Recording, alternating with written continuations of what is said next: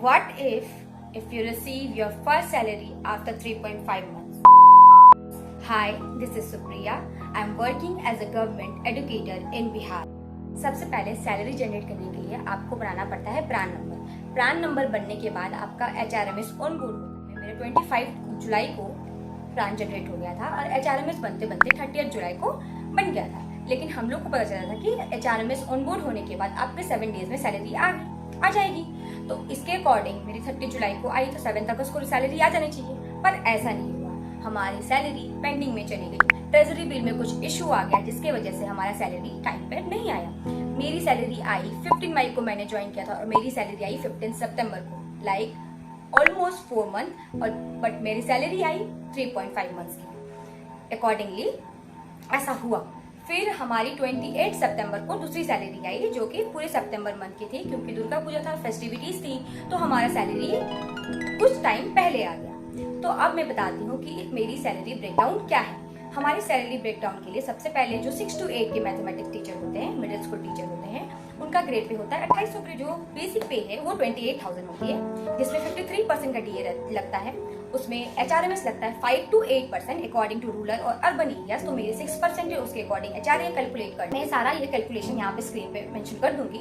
फिर उसके बाद आपको 1000 रुपीज का मेडिकल अलाउंस मिलता है, और जो हमारा NPS और GIS का अमाउंट है 4284 ये है NPS का अमाउंट, और 30 रुपीज GIS, जिसमें कट के आता है 41,206।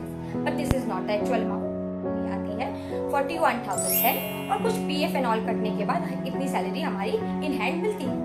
This is the proper scenario. Like it's not easy 3.5 months without salary. आपका अपना एक्सपेंस है, आपका हाउसिंग रेंट है, आपका आने जाने का फेयर है, सब कुछ मिला के बहुत इशू फेस करना पड़ा। बट आने के बाद एक हैप्पीनेस था, एक होप था जो हमने दिया, उसके हिसाब से हम लोग को अपना पे मिला।